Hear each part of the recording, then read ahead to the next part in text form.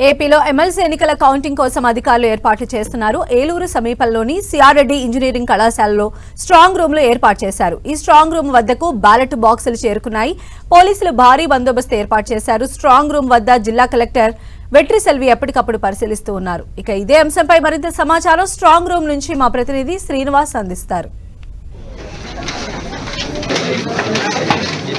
పట్టభద్రుల ఎమ్మెల్సీ ఎన్నికల ప్రక్రియ అయితే కూడా ముగిసింది. అయితే ఈ ఎన్నికల బ్యాలెట్ బాక్సులన్నీ కూడా అటు ఏలూరు సమీపంలో ఉన్నటువంటి ఒట్లూరు ఇంజనీరింగ్ కళాశాల వద్దకు చేరుకోవడం జరిగింది. మొత్తం నిన్న రాత్రి నుంచి కూడా బాక్సులన్నీ కూడా ఇక్కడికి ఇంజనీరింగ్ కళాశాల వద్ద ఏర్పాటు చేసినటువంటి స్ట్రాంగ్ వద్దకు చేరుకోవడం జరిగింది.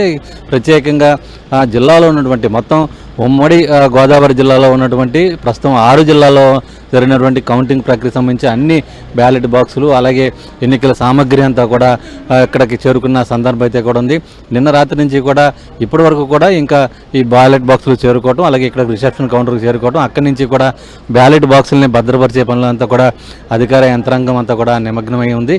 మొత్తానికి సంబంధించి దాదాపు 3,14,948 మంది ఓటర్లు ఉండగా ఈ ఎన్నికలకు సంబంధించి కూడా మొత్తం 2,18,902 మంది మాత్రమే ఓటు హక్కు వినియోగించుకున్నారు. అంటే మొత్తం 69.50% పోలింగ్ అంతా కూడా నమోదైంది. సిఆర్ రెడ్డి ఇంజనీరింగ్ కళాశాలలోనే 3వ తేదీన ఉదయం కౌంటింగ్ అంతా కూడా ప్రారంభం కానుంది. దీనికి సంబంధించి కూడా అధికార యంత్రాంగం ఇప్పటికే ఏర్పాట్లన్నీ కూడా చేస్తుంది. అయితే ప్రశాంతంగా ఎన్నికల ప్రక్రియ అంతా కూడా ముగిసింది. దీనికి సంబంధించి కూడా పూర్తి స్థాయిలో అధికార యంత్రాంగం కూడా అప్రమత్తమయ్యి ఎక్కడా కూడా ఎటువంటి ఘర్షణలు కానీ అవాంఛనీయ ఘటనలు కానీ చోటు చేసుకోకుండా ప్రశాంతమైన వాతావరణంలో ఎన్నికల ప్రక్రియ అంతా కూడా ముగిసింది.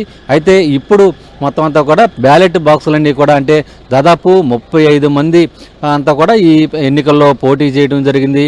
ప్రధానంగా ఇద్దరు అభ్యర్థుల మధ్య పోటీ ఉంటుందని చెప్పి కూడా కొంత భావించడం జరుగుతుంది. అటు కూటమి అభ్యర్థిగా ఉన్నటువంటి పేరాబత్తుల రాజశేఖర్ అలాగే పీడీఎఫ్ ఎమ్మెల్సీ అభ్యర్థిగా బరిలోకి దిగినటువంటి దిడ్ల వీరరాఘవుల మధ్య ఎక్కువగా పోటీ ఉంటుందని చెప్పి కూడా అందరూ భావిస్తున్న పరిస్థితులు అయితే కూడా ఉన్నాయి.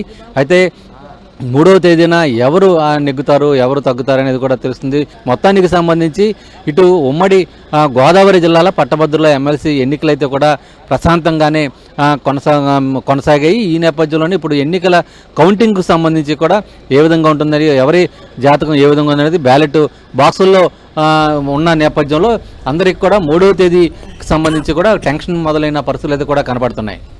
విడుదల ప్రసాద్తో శ్రీనివాస్ టీవీ ఏలూరులోని ఒట్లూరు ఇంజనీరింగ్ కళాశాల వద్ద నుంచి.